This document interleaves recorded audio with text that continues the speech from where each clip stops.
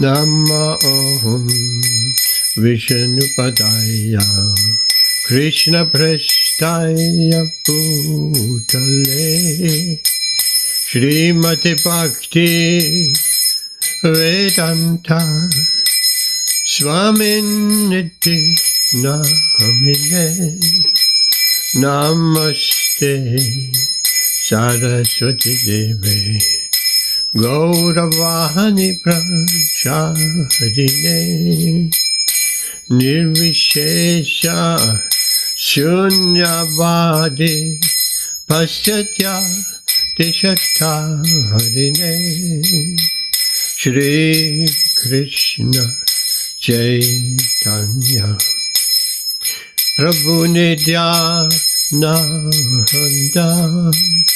Shri Advaita Gadadhara Shri Vasadi Gaur Bhakta Vrinda Shri Krishna Chaitanya Prabhu Nityananda Shri Advaita Gadadhara Shri Vasadi Gaur Bhakta Vrinda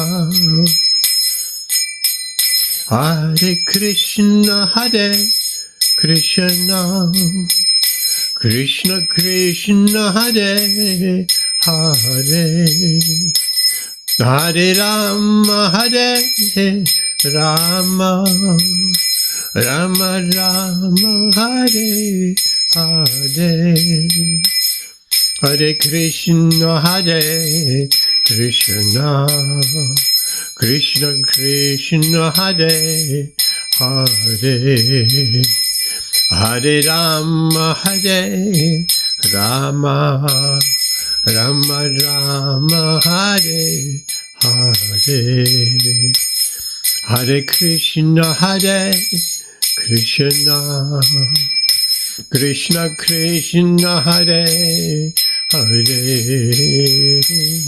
Hare Rama Rama Rama Rama Hare Hare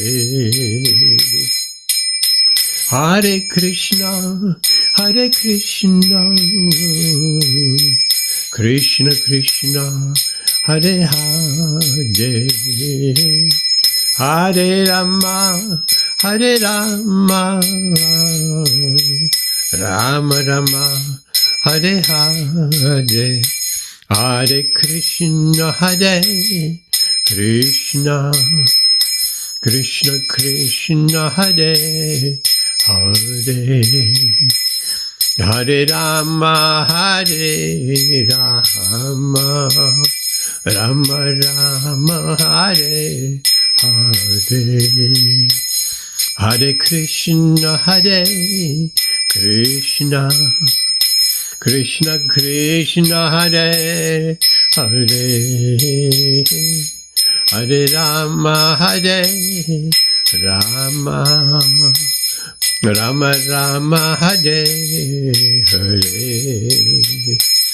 Jaya Gauranitai Jaya Gauranitai Jaya Gauranitai Gauranitai Jaya Gauranitai Jaya Gauranitai Jaya Gauranitai Jaya Gauranitai Jaya Nitai Sachisundara Nitai Sachisundara Nitai Sachisundara Jaya Nitai Sachisundara Jaya Nitai Sachisundara Nitai Sachisundara Nitai Sachisundara Jaya Nitai Sachisundara Giri Govardhan Jaya Giri Govardhan Giri Govardhan Jaya Giri Govardhan Jaya Giri Govardhan Jaya Giri Govardhan Jaya Giri Govardhan Prabhupada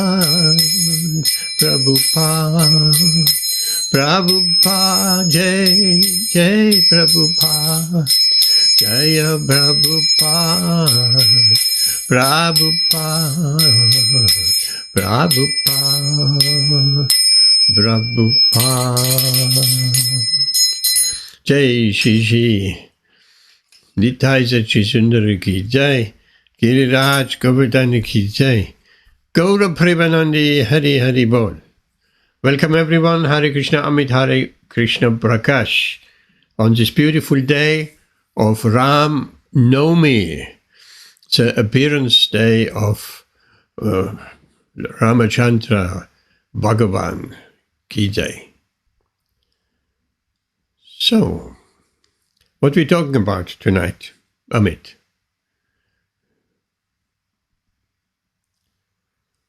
Maybe we can look at verse 8.3.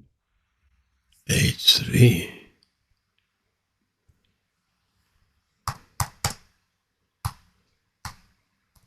Maybe.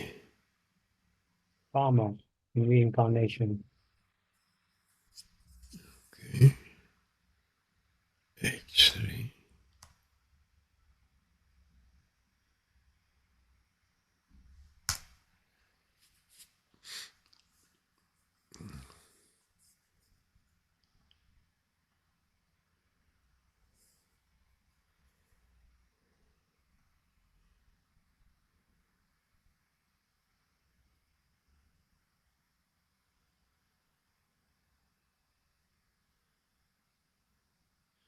Okay. Okay.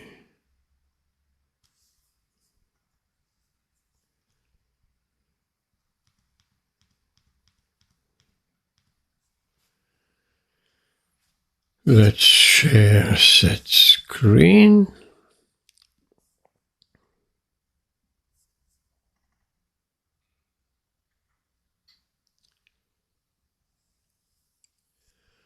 Om Namo Bhagavate Vasudevaya. Om Namo Bhagavate Vasudevaya. Om Namo Bhagavate Vasudevaya. Amit, Sanskrit. Shri Bhagavan, you Uvacha. Aksaram Brahma Param Mam Svabhavo Yat Mam You Chepe Bhutta Bhavad Bhavo Karo Vishagya Karma Samjnita. Gita. Yes, okay.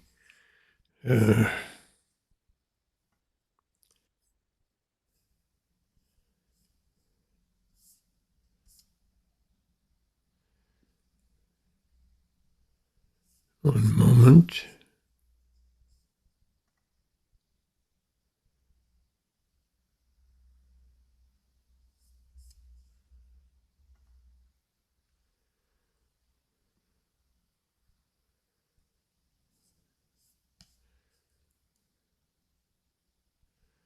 Let me come out of that for a second and back in.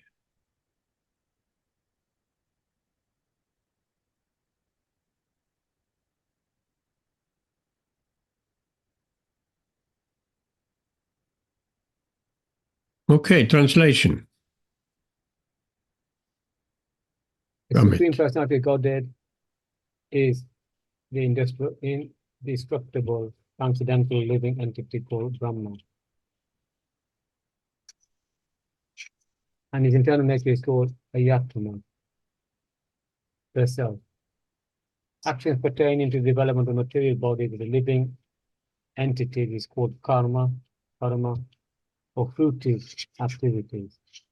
Okay, here we have to, the living entity is called not Brahma, Brahman. Brahman. Brahma, that is the architect, creator of the universe, Brahma, without an N, and Brahman, That is a spiritual, transcendental energy. Purport. Brahman is indestructible and eternally existing, and its constitution is not changed at any time. But beyond Brahman, there is Parabrahman.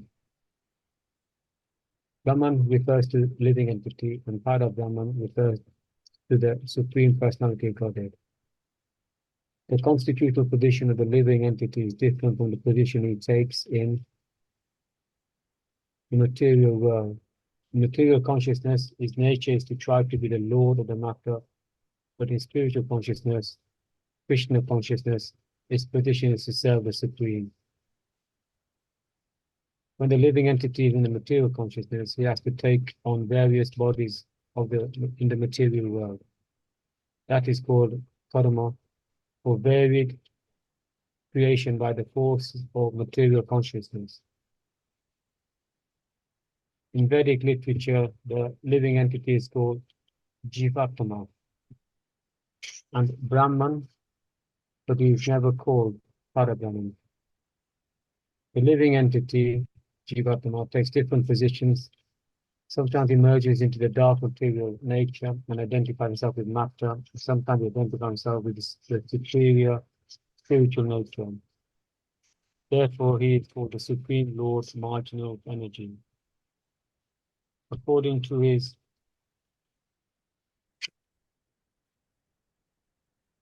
identification with material or spiritual nature, he receives a material or spiritual body. In material nature, he may take a body from any of the 8,400,000 species of life. But in spiritual nature, he has only one body. In material nature, he is manifested sometimes as a man, demigod, animal, beast, bird, etc., according to his karma. To attain material heavenly planets and enjoy their facilities, he sometimes performs sacrifices, yajna. But when his merit is exhausted, he returns to the earth again in the form of a man. This person is called karma. Chaturya Upanishad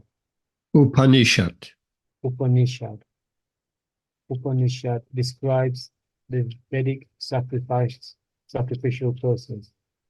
On the sacrificial altar, 5 kinds of offerings are made into 5 kinds of fire. The 5 kinds of fire are conceived of as the heavenly planets, clouds, the earth, man and woman. And the 5 kinds of sacrificial offering are faith, the enjoyer, and the moon, rains, and semen.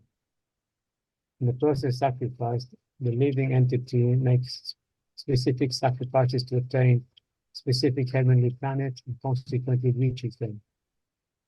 When the merit of sacrifice is exhausted, the living entity descends to earth in the form of grain, then takes on the form of grains, and the grains are eaten by man and transformed into semen, which impregnates the woman, and thus the living entity once again obtains a human form to perform sacrifice, and so repeat the same cycle. In this way, the living entity perpetually comes and goes on the material path. The Krishna consciousness person, however, avoids such sacrifices. He takes directly to Krishna consciousness. And thereby prepares himself to return to Godhead. Impersonalist commentators on the Bhagavad Gītā unreasonably assume that Brahman takes the form of Jiva in the material world, and to substantiate this, they refer to chapter 15, verse 7 of the Gita. But in this verse, the Lord also speaks of the living entity as an internal fragment of myself, the fragment of God. The living entity may fall down into the material world, but the Supreme Lord, Achyuta, never falls down. Achyuta. Never falls down. Therefore, this assumption that the Supreme Brahman assumes the form of Jiva is not acceptable. It is important to remember that in the Vedic literature, Brahman, the living entity, is distinguished from Brahman, the Supreme Lord. Jai. And down to me. Hare Krishna. Om Ajnanati Mirandasya Gyananjana Shalakaya Chakshurunmilitam Yena Tasmai Shri Gurave Namaha Shri Chaitanya Manopishtam Stapitam Yena Bhutale Svayam Rupakatamayam Dadadi Swapadandikam Vandeham Shri Guru Shri Yudapada Kamalam Shri Gurun Vaishnavamscha Shri Rupam Zagrajadham Zahagana Raghunatan Tam Zachivam Sadvaitam Savatutam Parichana Sahitam Krishna Chaitanya Devam Shri Radha Krishna Padan Sahagana Lalita Shibhishakan Vidamscha He Krishna Karuna Sindhu Dina Bandhu Chagadapate Gopisha Gopika Kanta Radha Kanta Namostute Tapta Kanchana Gaurangi Radha Vrindavaneshwari Vrishabhanu Sutta Devi Pranamami Hari Priye Vanchakalpatarupyascha Kripa Sintupya Eva Cha Patitanam Pavanebhyo Vaishnavebhyo Namo Namaha Shri Krishna Chaitanya Prabhu Nityananda Shri Advaita Gadadhara Shri Vasidi Gaura Bhaktarinda Hare Krishna Krishna Krishna Hare Hare Hare Rama Rama Rama Hare Hare.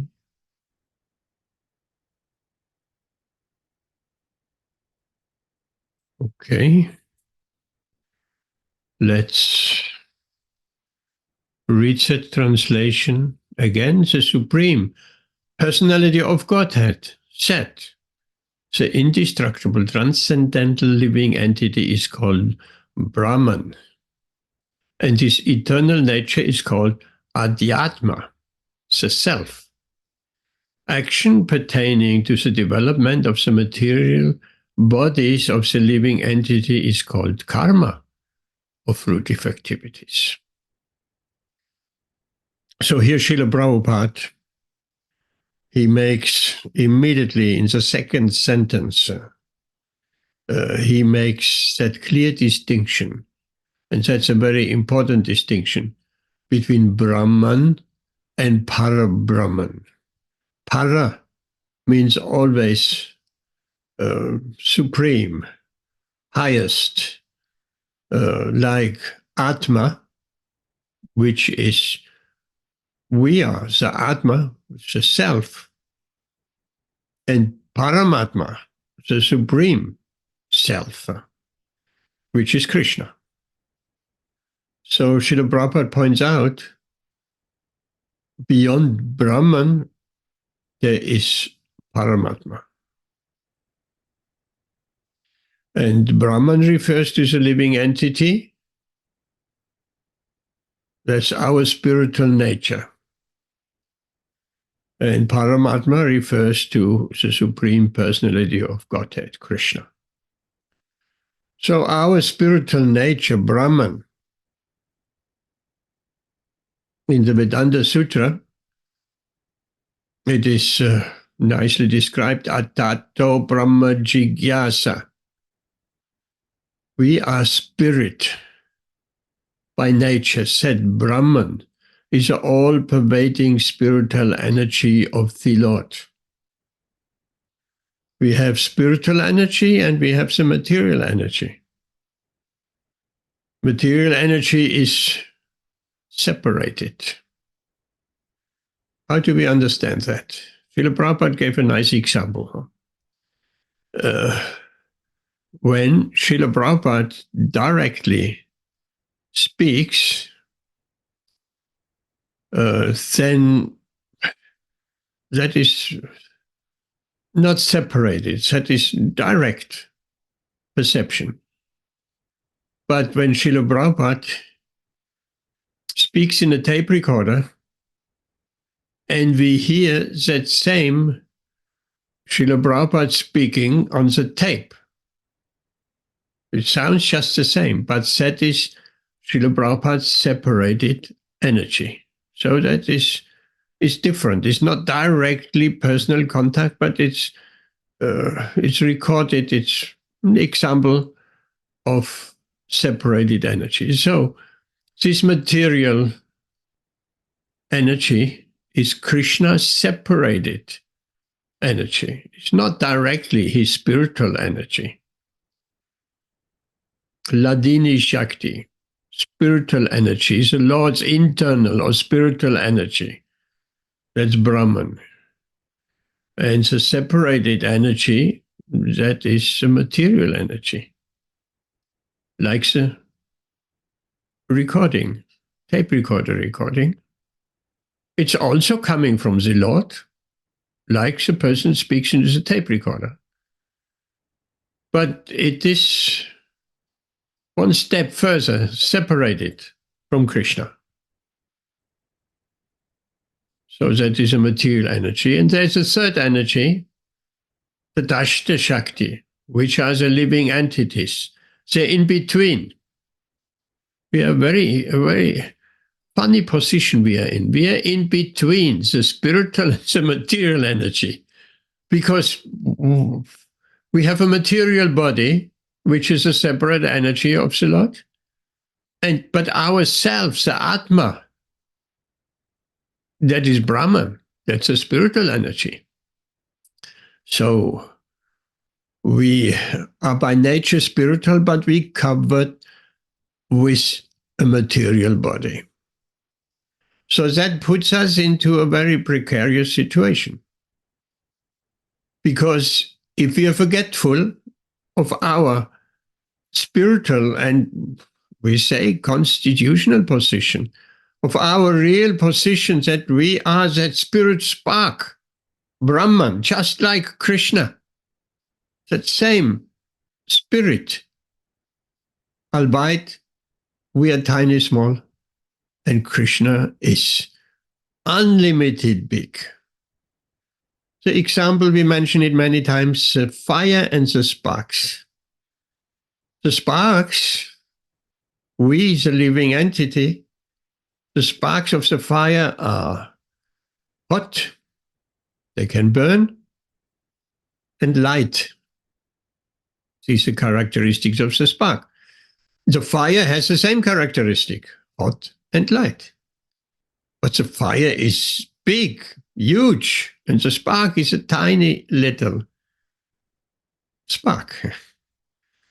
And if the spark falls on some wet grass, it gets extinguished. The fire will not get extinguished. It's roaring. The fire is big, difficult to extinguish. Let's say a forest fire. It's almost impossible to extinguish a forest fire, except it rains. And a downpour from the clouds, that can extinguish a forest fire. But in our example, we are tiny little fragmental parts and parcels of Krishna. He's a big fire, we are the sparks. So we should never come under the illusion to equate the spark with a fire. If the spark thinks, I'm actually the fire, that is a big misconception. Because as Tatashta Shakti, as spark-like, fragmental, tiny parts of Krishna, we are easily coming under the influence of the material energy, because we have a material body.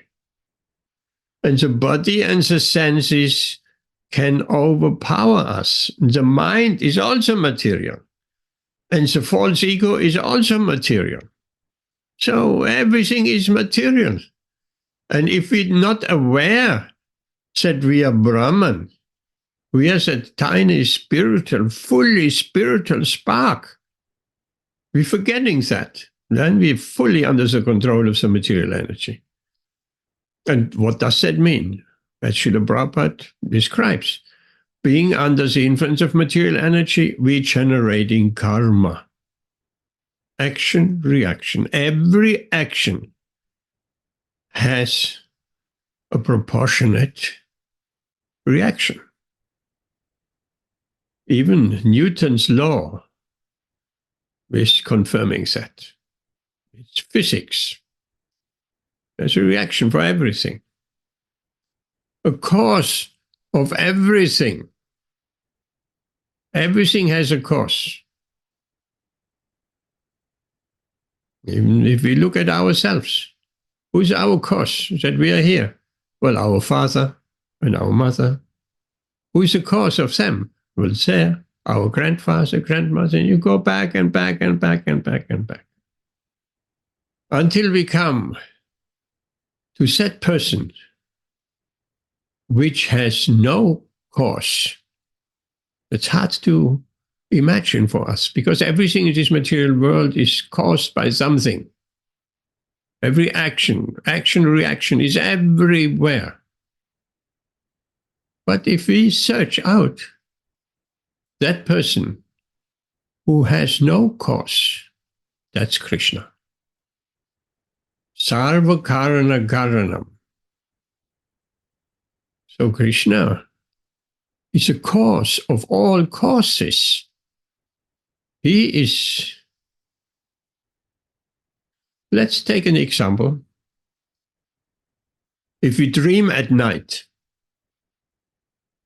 we are the cause of all the multitude of journeys we take. Sometimes we fly, sometimes we walk, sometimes we speak, and we're acting in so many ways.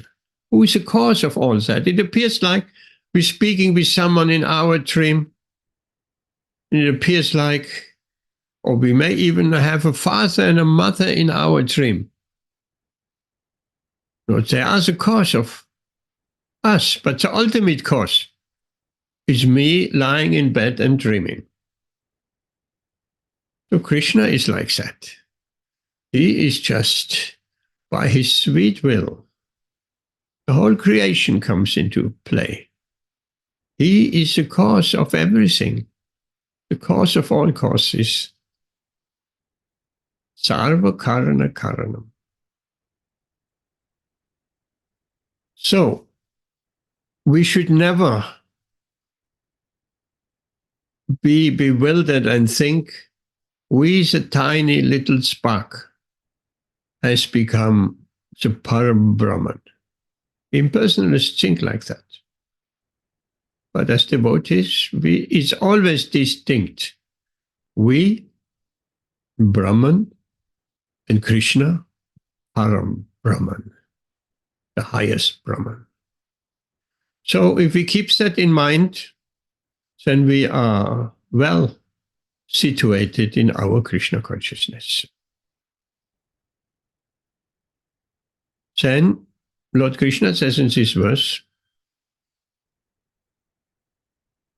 action pertaining to the development of the material bodies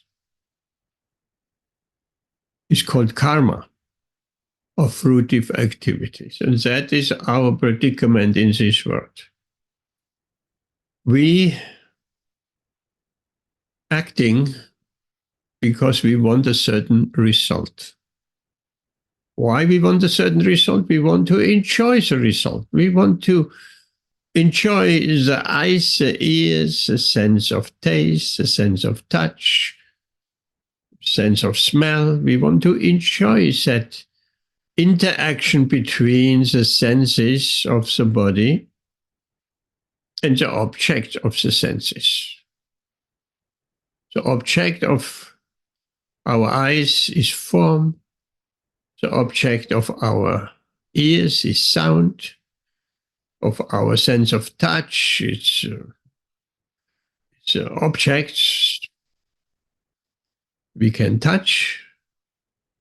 The object of our sense of smell is aroma.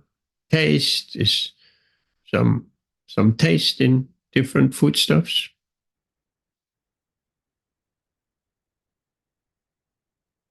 So our desire to enjoy a particular object or particular situation pertaining to the sense of sight, of touch, of taste, of smell. We have that desire to enjoy in a particular way. And immediately we get entangled. Immediately, because we're acting to enjoy the object for the senses, and there is a reaction. There's an immediate reaction. That is called karma.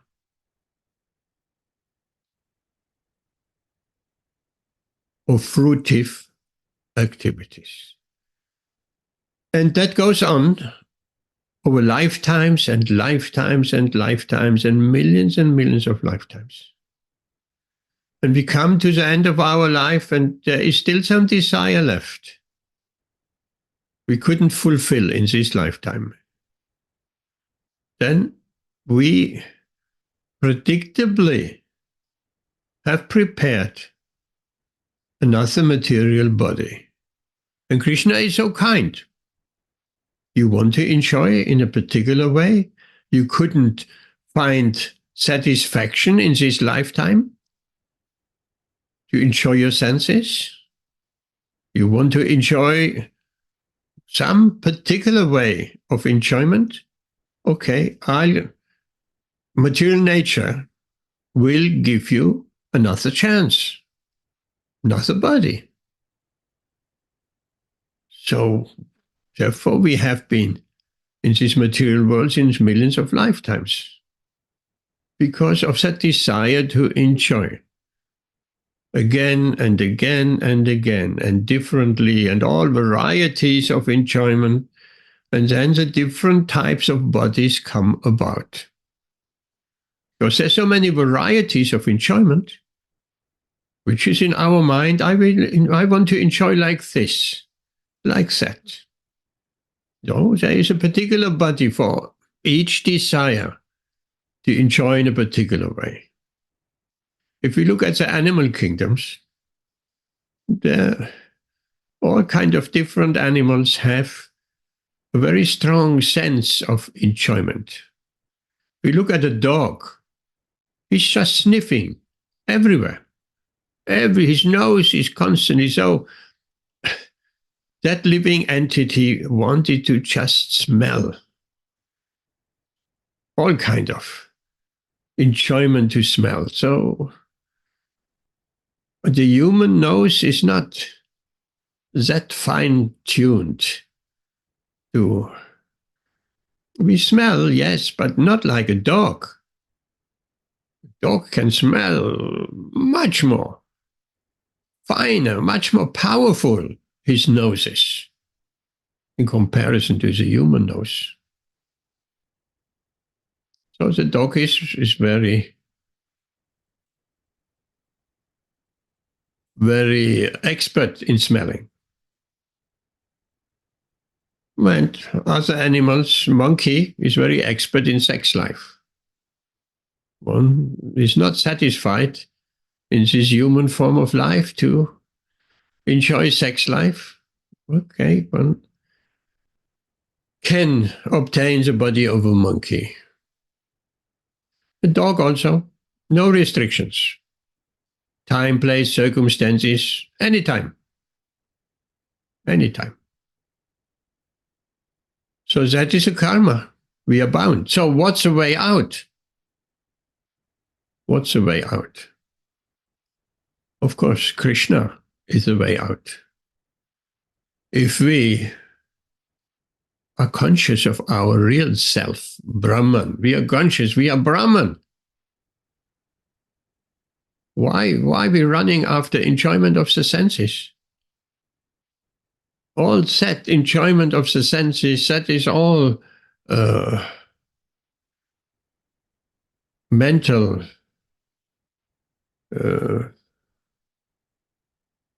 concoction. That's the word. Mental concoction. The mind is just bewitching us. That is Maya, of course. Mental concoction. I want to enjoy like this, and like this, and like this, and like that. It's just mental concoction. It has no value. The mind can come up with all kind of. It starts all with the mind. Generally. We're thinking of a certain type of enjoyment, and then once that's fixed in the mind, then the body is moving in that direction to obtain it. And then we're getting entangled. There has to be a reaction to it. Action, reaction, action, reaction. Many lifetimes, again and again. So if we become conscious, Krishna conscious, Brahman conscious, we have nothing really to do. We are in this body. It is a vehicle. And that's all. We are kind of in this cage, in this car. But that's not our real nature. Our real nature is we are Brahman. We are spirit. So how can the spirit enjoy material pleasures? How is that possible? It's an incompatible situation. It's like water and fire. The spirit under illusion, the Brahman, wants to enjoy the inferior material energy. That's actually quite ridiculous. How can the spirit enjoy anything material? The spirit can enjoy spiritual energy, but not material energy. It's just like a fish wants to enjoy a nice meal. He wants to sit on the table like people and enjoy a nice meal. Knife and fork and everything. The fish is not happy if he's not in the water. The fish needs to be in the water. That's his element. We, being Brahman, that's our element. The spiritual energy is our element. To enjoy spiritually, there is plenty of enjoyment. So many enjoyment.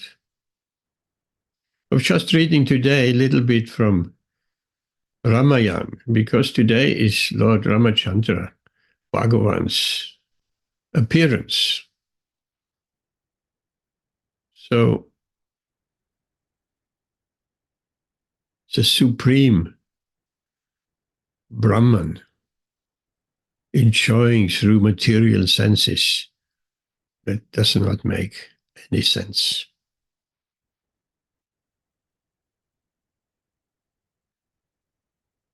Then Srila Prabhupada writes,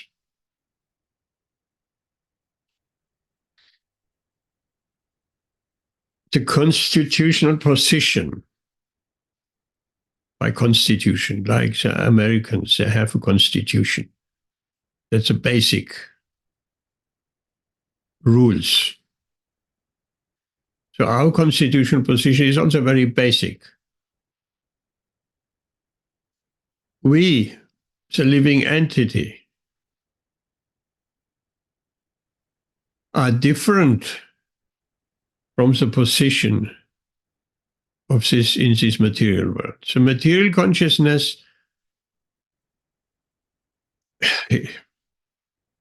is to lord over matter.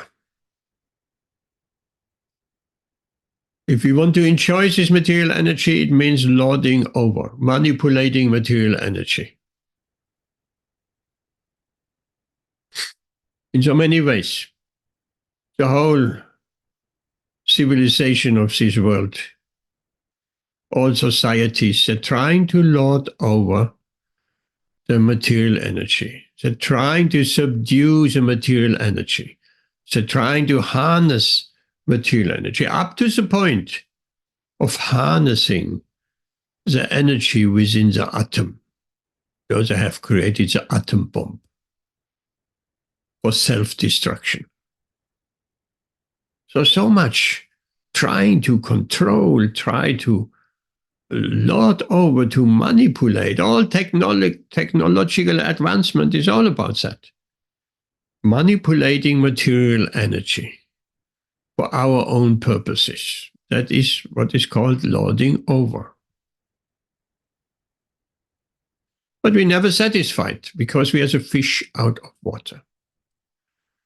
So in the material consciousness, we want to lord over matter, the inferior energy. But in spiritual consciousness, Krishna consciousness, we want to serve the Supreme Spirit, Krishna. Very opposite things. And then if we serve Krishna in spiritual consciousness, no karma. No karma.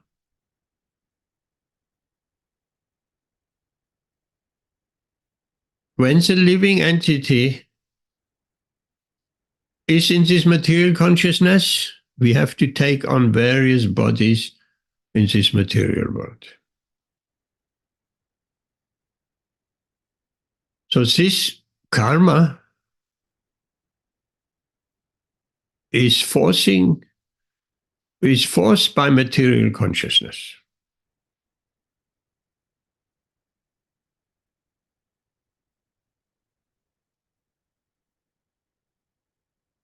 So as this Tatashta Shakti, as explained, we are sometimes, this is a position in between, we are sometimes overcome by the material energy, covered. And sometimes we are not covered and we are realizing our spiritual nature. So sometimes we are aware of our spiritual nature and sometimes we are in forgetfulness of our spiritual eternal nature. And the example has been given like the stretch of land on the beach, sometimes covered with water, sometimes not. So it is not that amazing that we sometimes remember our spiritual nature. Because after all, that's our constitutional position. But the process of Krishna consciousness is to learn how to always remember our Brahman nature, our eternal spiritual nature. Whatever we're acting with the body, that doesn't stop. The body has to act. We have to work. Even to maintain this body, we have to work. We need food, we need a roof over our head, we need some shelter. And all these different demands of the senses are there to maintain the body.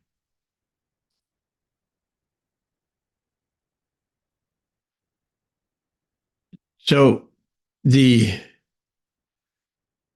process of Krishna consciousness is to learn how to be more and more conscious of our spiritual nature, which is Krishna consciousness. And through devotional service, so as we heard before, spiritual consciousness means serving Krishna. And that is devotional service, spiritual service to Krishna. And then we'll be really happy. And Krishna promises, if we fully work in that spiritual consciousness always, then Krishna will look after our needs. He will supply everything. Like the animals, they are supplied everything automatically. We have never heard of a fish starving in the ocean for want of food. There's so much food. So we are also supplied to the elephant. He gets tons of greeneries. So his food is supplied. The fish food is supplied. The tiger's food is arranged. But we think we have to make our own arrangements. Krishna will arrange, or has arranged, for our food also, for our shelter, for our needs. But for this, we need to be in that spiritual consciousness. And the art is to learn how to be always in this spiritual consciousness. Or from our present position, more and more and more. Like the Vedic statement is there, always remember Krishna. Always remember Krishna.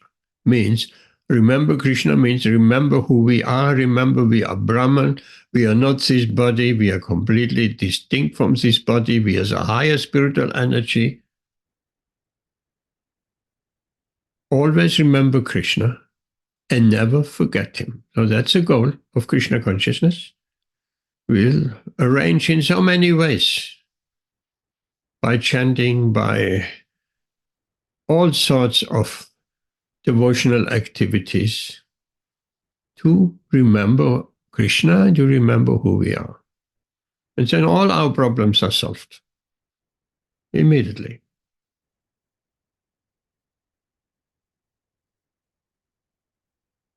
So let's look a little bit further. In material nature, of course, we know that we take any of the bodies of 8,400,000 species of life. That is material bodies according to our unfulfilled desires. But in the spiritual nature, there's only one body, a spiritual body. And in material nature, Srila Prabhupada makes a point. Sometimes we take a body as a man, a demigod, an animal, a beast, a bird, according to our karma. And we can also take on the body of a demigod by yagya, sacrifices.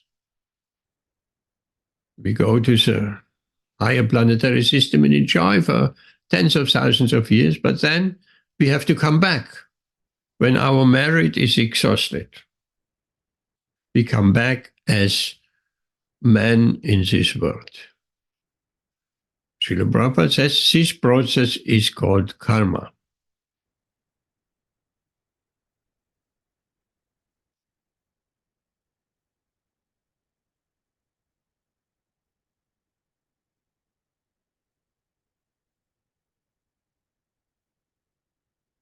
And then Srila Prabhupada speaks a little bit about the impersonalists, that Brahman becomes a jiva,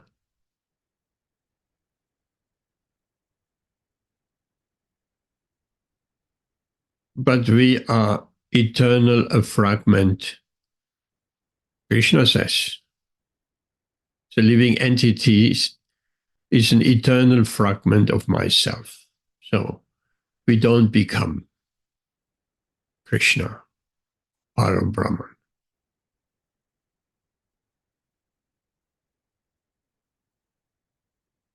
So therefore,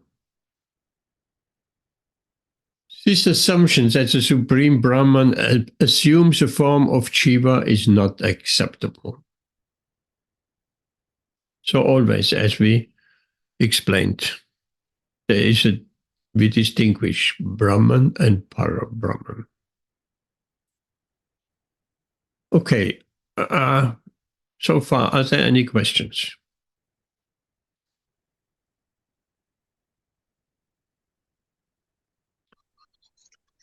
Hare Krishna Prabhu. Hare Krishna. May I ask one question? Yes, please. Yeah, Prabhu, just like as you mentioned, that everything is provided by Krishna. Yes, even for the elephants and animals, the fishes. Uh, so they don't have to work, or they don't have to. I mean, just like human beings have to go to work and other thing. I mean, go to their job or whatever may be their profession. They're going and they're earning money and they are maintaining their livelihood. I mean, normally that is what happens. Like for a devotee, like we know that everything is being provided by Krishna, because it is said that not even a leaf moves without the sanction of Krishna. So whatever a devotee is, whatever anybody is getting, is basically by the arrangement of Lord Krishna. So in this way, I mean, in this regards, how should we, in our practical life, how should we employ this knowledge, in the sense like, as because like fishes don't have to go to work. So if a devotee thinks that I don't want to go to work, I don't have to go to work, Krishna will provide, and he sits lazily, uh, is it, I mean, in what way we should take up this message, I mean, they take up this this truth that Krishna provides, and uh, yeah, what do we need to do from that aspect? We need to do our duty. We have been given a certain duty according to Varna and Ashram. Mm-hmm. So we need to do our duty, not to engage in work to find some enjoyment. Duty is beyond enjoyment. Duty is something which just needs to be done. It's God-given her. Chaturvarnyam, Krishna says, I have created this Varnashram system. What's the full verse? Chaturvarnyam. Maya Srishtam Gunakarma Vibhagasha. Yes. So, Krishna has given that system of Varna and Ashram, and the king used to, and the state should do, make sure the people following the particular Varna and Ashram. Everybody has a function in society. So if we are householder, we have certain duties. If we are brahmachari, we have a certain duties. Vanaprashta sannyas. So unattached, we do our duty. And then everything is provided. Everything. It's not that we just neglecting our duties. That is sinful. We're neglecting our duties. We have duties in our particular situation. And one of the duties is we go to work. This work, that work, whichever. And then Krishna will provide. We do our duties, Krishna makes arrangement. Of course, Krishna will provide even if we just sitting down and chanting Hare Krishna. But we are not that advanced. We cannot even sit down for 1 hour. If we just sit down fully in Krishna consciousness and chant Hare Krishna and we don't do anything else, Krishna will provide. But this is a very, very advanced stage. We are not there. Okay, duty, Varna and Ashram. We know the story of Srivas Pandit. In his house, the Sankirtan movement started. He had a large family and children and wife and so on. One day, Lord Chaitanya asked him, Srivas, I never see you going out and work, doing your job. I never see that. You just stay in the house and you're chanting Hare Krishna. Now, how do you maintain your family? Please explain. And Srivas Pandit, he was clapping in his hands 3 times. And Lord Chaitanya looked puzzled. What does that mean? And again, he clapped 3 times and again. Then Lord Chaitanya said, please explain. What is your 3 times clapping? What does it mean? How does that answer my question? And then Srivas revealed his heart. He said, if I go, I and my family, we have nothing to eat for 3 days, I will drown myself in the Ganga. Because Krishna is providing. And if somehow, also for 3 days, Krishna is not providing, Krishna stops providing, then I drown myself in the Ganga. So much faith he had.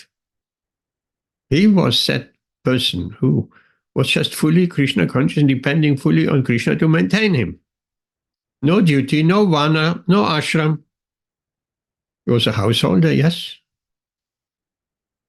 He took care of his family, but he didn't go out, no job. So when Lord Chaitanya heard that, he said, what have you just said, Srivas? What did you just said? And he embraced him. He was so pleased. And he said, if somehow or other, Lakshmi, the goddess of fortune, falls unto bad times and Lakshmi has to go begging from door to door for some foodstuff. But you, Srivas, you will never lack anything in this world. I promise you this. So much faith. Krishna provides, and Krishna does provide. How did Krishna provide for Srivas?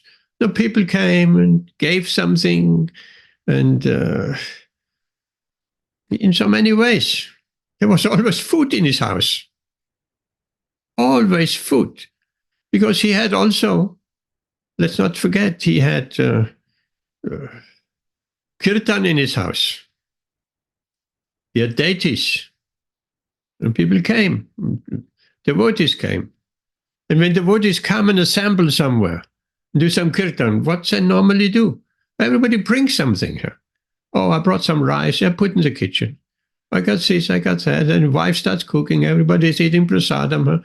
So, problem solved. Krishna arranges. I have a personal story. Many years ago, the temple in Sosby Street, I was living there with the brahmacharis, and we normally distributed books, and there was some money, and so we bought some boga and cooked and nicely. But one day we had absolutely nothing there. It was evening, no milk. No milk. The devotees drink hot milk in the evening, no milk, nothing. What to do? Any money? No money. No money, no milk. At that moment, someone rang the bell.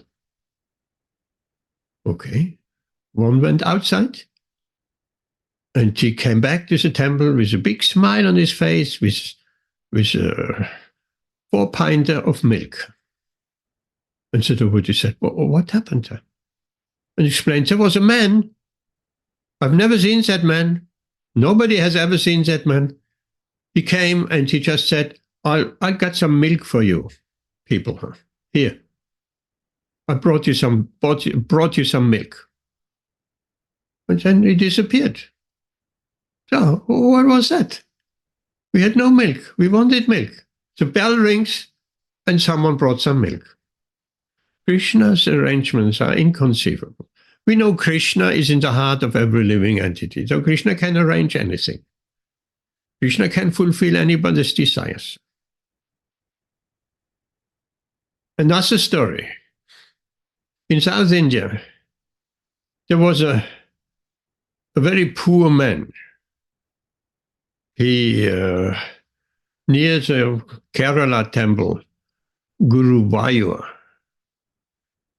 and I think the deity is called Guruvayurapam. Not quite sure, huh? So that poor man, he planned, tomorrow I will go to the deity and I will pray, please give me some money so I can maintain my family. So poor he was. He had nothing. And there was also a very rich man. He couldn't walk. He had some disease that they had to carry him in a basket. He has many servants. So he also wanted to pray to the deity. Please, my Lord, heal me so that I can walk again. And he had brought a bag of gold, which he wanted to give to the deity and please heal me. So it so happened that rich man, he wanted to take a bath before going to the temple. So he put his gold coins on the bank and he went into the water. At that moment, that poor man, he saw a bag of gold coins on the steps of the Ghat. And he thought, oh my Lord, you have heard my prayers, even without going to the temple. And he ran and grabbed that bag of gold coins and ran off her. And that man in the water, the rich man, he was shocked. He was shocked, so shocked, and stop the thief, he said. He jumped out of his basket, which the servants carried him. He jumped out and tried to run after the thief, but that poor man had already disappeared. And then he complained, oh, Krishna, I wanted to offer you that gold to heal me. And now that gold has been stolen. And then Krishna spoke to him. The deity, when he went to the temple, he complained. The deity spoke to him. What are you complaining? You have been healed. Look, you jumped out of your basket. You can walk. Your desire has been fulfilled. And then that rich man asked, what about that thief? Oh, he was also praying to me for some money. So his desire has been fulfilled. So both desires have been fulfilled simultaneously. He got healed and the other one got some money. So Krishna can arrange all these kind of things. It's not difficult. Krishna is in the heart of everyone. Anyone who has ever done some book distribution, he knows that Krishna is sending certain soul to him, and that person, he wants that book. He sees that book. He is attracted to that book.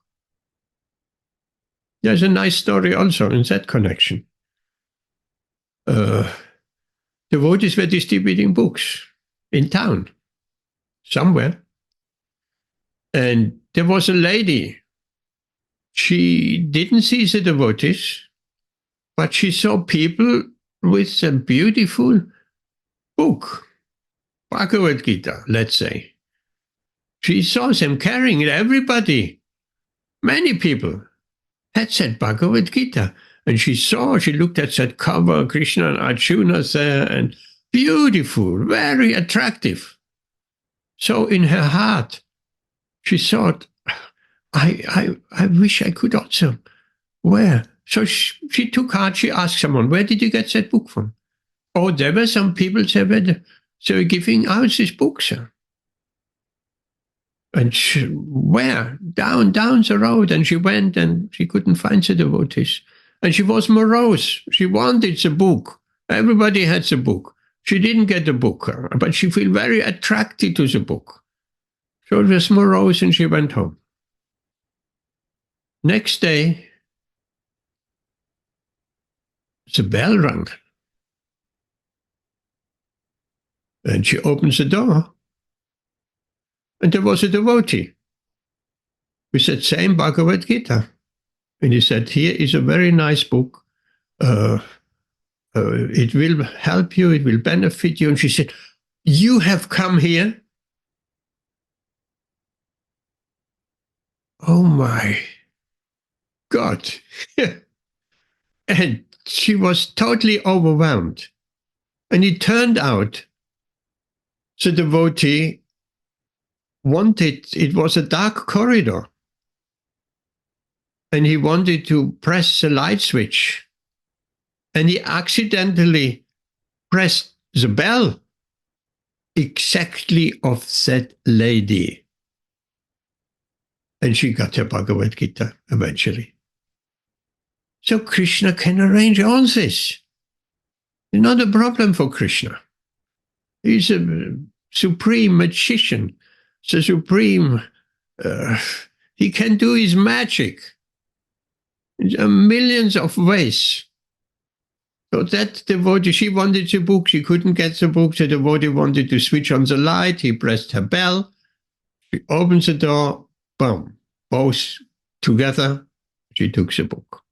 She got the book with her intense desire. So there are millions of stories like that. Millions. So Krishna is arranging, even for Shiva's Pandit, not to work. For us, we'll have to go to work. We have to follow the Varna and Ashram. Unattached, not for fruitive gains, not for gaining some sense gratification, out of duty, and then everything will be supplied. Does that answer your question, Ritual? Yes, Prabhu. Thank you, Prabhu.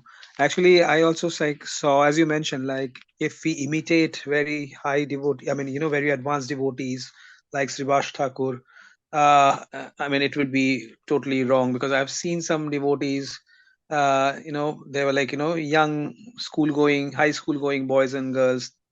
They heard the lectures and they heard Srimad Bhagavad Gītā and thought that as because Krishna is providing everything, they left their school and other things and started. That was like very premature decision, and they thought like by doing that maybe they would advance in Krishna consciousness, but as because it was a very premature decision, they ultimately, I know that family, they ultimately went away from Krishna consciousness gradually and gradually. Yeah. But as you mentioned, yes, we have to take the essence, the principle, as because we cannot imitate Srivas Thakur or Haridas Thakur, that we can chant 24/7. In that stage, definitely Krishna will come and provide directly, just like as you mentioned. But for us, we have to follow the Varnashram, and definitely Krishna is providing. Even if we are doing our work and everything, it's Krishna who is providing us. Just like as you mentioned in the small snippet that you sent, like about Prabhupada wanting. Sorry, Prabhu. This is what I had. Can I share one thing? Yes, please. Yeah, I heard like this is from Jananivas Prabhu. So Prabhupada was going on a journey by railway. I think it was in India only. So it's the train stopped on a station, and Prabhupada asked one of his disciples, go and bring that samosa.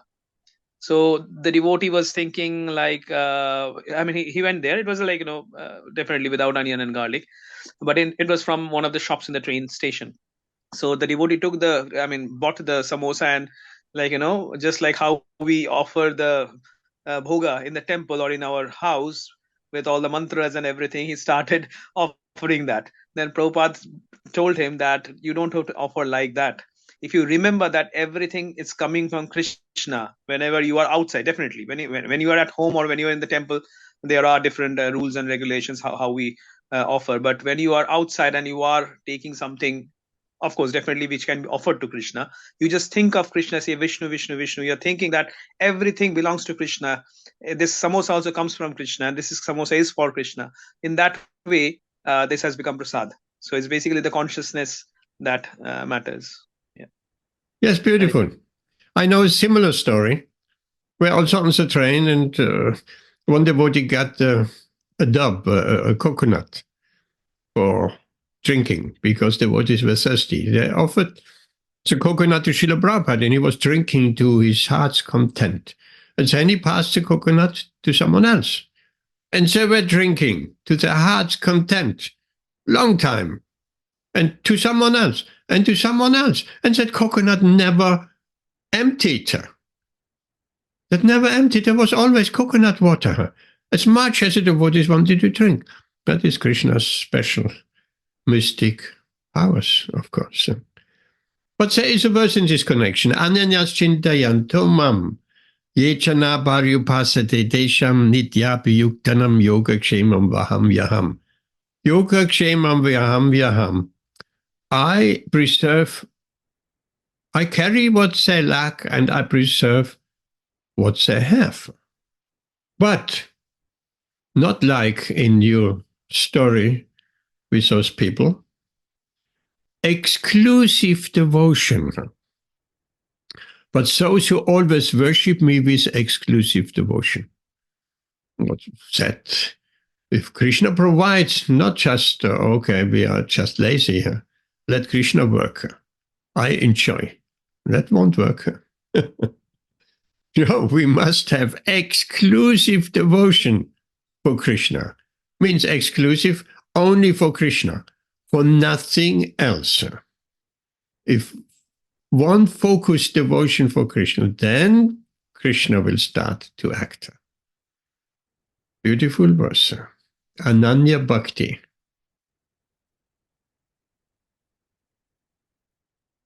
Okay, that is that verse. We follow our Varnashram.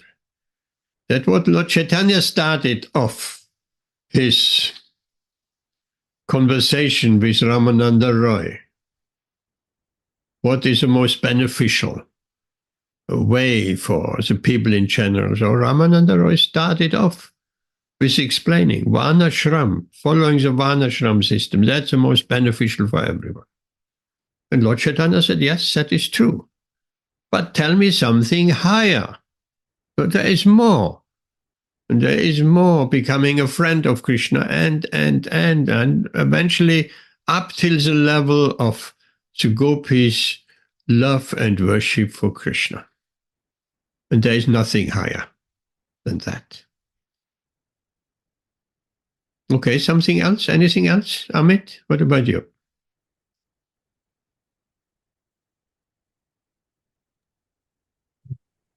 No real question, Prabhu. I think I kind of understand it. It's quite straightforward, really.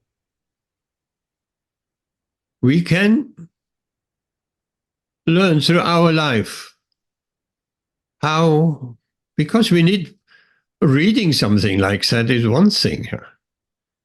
But practical experience, we will get practical experience. If we are Krishna conscious, we're keeping our eyes open, we can see Krishna's magic. So we need personal experience. And in due course of time, we will get, if we keep our eyes open, we will get personal experience how Krishna is reciprocating. I've told you the story many times of being in Vrindavan and being very attracted by Radha Shyam at Krishna Balaram Mandir and Radharani. I always came up in front and without any fail, every evening I received a garland. But there are many garlands, dozens and dozens of garlands, and other people getting garlands. But there's only one bouquet of flowers in Radharani's head. Not many, only one. And the puchari throws that out to the crowd and someone got it.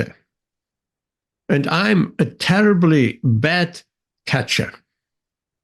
Catching a ball or anything, I'm hopeless. So I thought, is Radharani, I mean, it was my desire to get the garland every evening, and I got the garland. But let's test. Is Srimati Radharani really reciprocating with me? Or is it by any chance I get the garland? Is it just because I'm standing there right in front and the puchari thinks, oh, he is an older devotee, he's a senior devotee, I should give him a garland. That we could think like that. Or is it actually Radharani because I desire to get a garland every single evening and I got one? So what about the bouquet? Radharani, if you're really reciprocating with me, let me have your flower bouquet. And when it came time, and Puchari had distributed all the garlands, and then he was ready to throw that flower bouquet into the crowd. Usually he throws it right in the middle, and I'm always there on the left, on the side. And so I jumped. And before I knew, I had the bouquet in my hand. I had Radharani's bouquet in my hand. The bad catcher, not even in the middle. I don't know how it happened. There were hundreds of hands going up to catch that bouquet, but it ended up in my hand. And I had to treasure it because there were others that wanted to take a piece of it. Eventually I gave some pieces to others, but I kept that bouquet. And then I felt so bad because I didn't fully trust in Srimati Radharani's reciprocation. Of course she was reciprocating with me, but I'm so stupid I have to test her. So I felt bad. But that is always an example for me.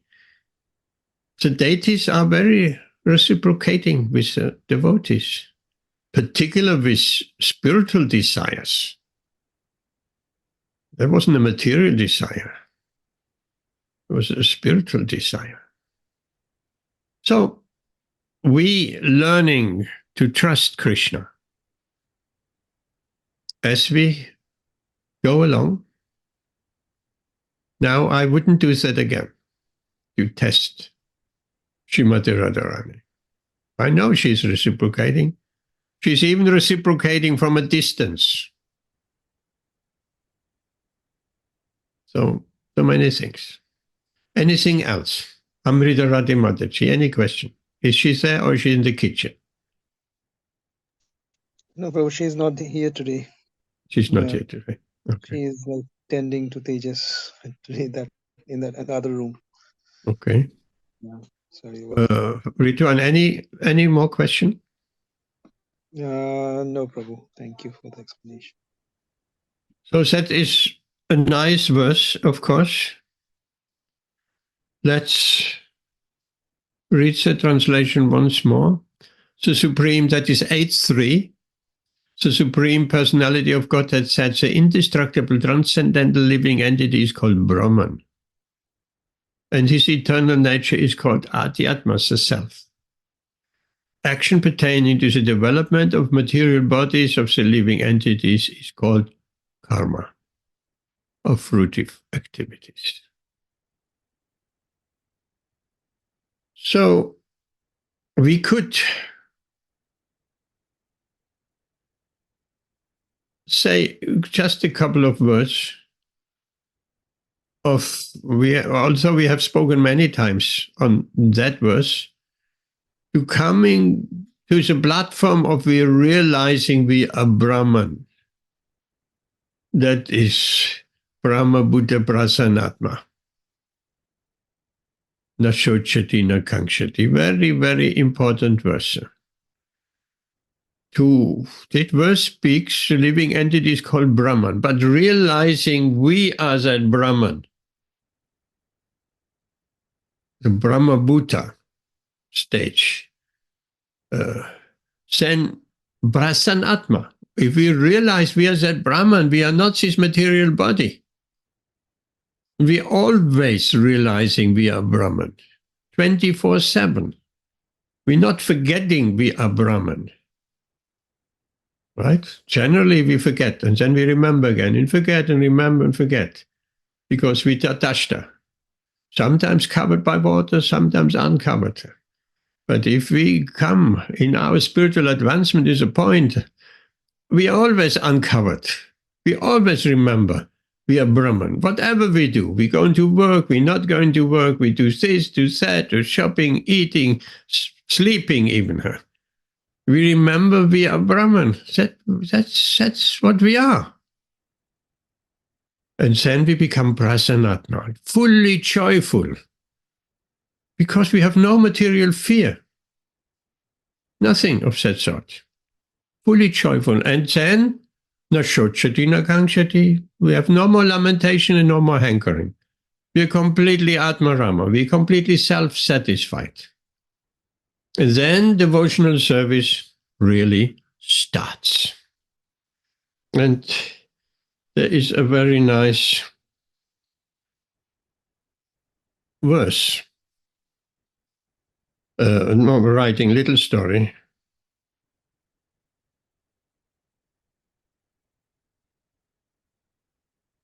Let's see if I find that.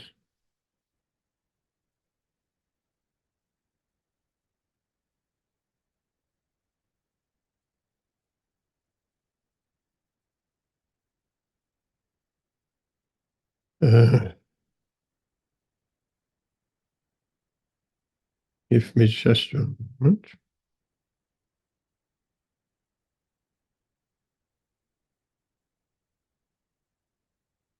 I think I may have even posted it out. Okay, let's see that.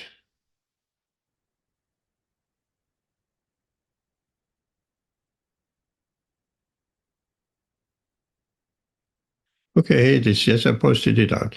A Krishna conscious person acts out of pure love for the Supreme Personality of Godhead. And therefore he has no attraction for the result of the action. So the devotee is not attracted by fruitive activities, try to enjoy the result of our action. He is not even attached to his personal maintenance. Look at that. That's a very, very advanced stage. He's not even attached to his personal maintenance. For everything is left to Krishna. Like Srivas Thakur, he left it all to Krishna. I'm surrendered to you, Krishna. You look after me. So he's not even attached to his personal maintenance. For everything is left to Krishna. Nor is he anxious to secure things, nor to protect things already in his possession. What an advanced stage. But he does his duty to his best ability and leaves everything to Krishna. So that is answering your question also. Same thing. He does his duty. No, he's not neglecting his duty. That Krishna conscious person is devotee. He does his duty to the best of his ability. Very important. Not half-hearted. No.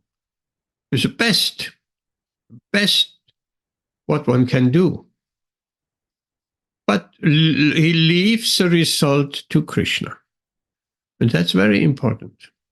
Srila Prabhupada in a purport in Bhagavad Gītā, he says, you must try to do your duty. You must do your duty and you must try the very best. But if the result, despite your best endeavor, if the result doesn't come, it's not your fault. Sometimes we try our very best and the result is not granted to us. Things don't go in the way we want to. So that is not our fault.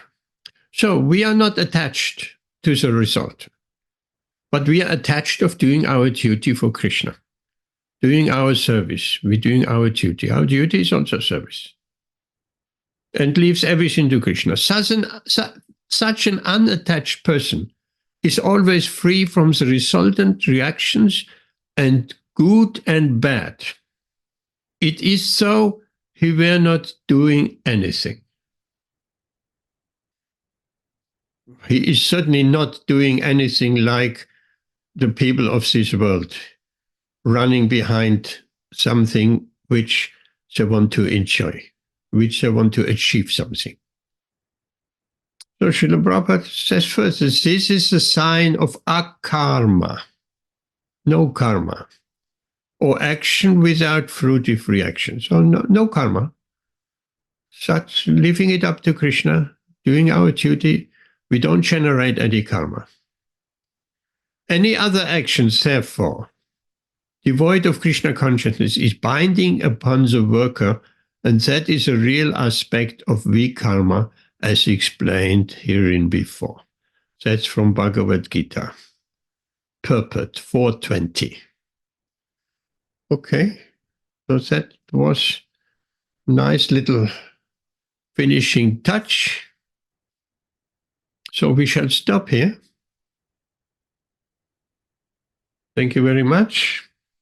We'll see you on Saturday. Hare Krishna. Thank you. Hare Krishna. Hare Krishna.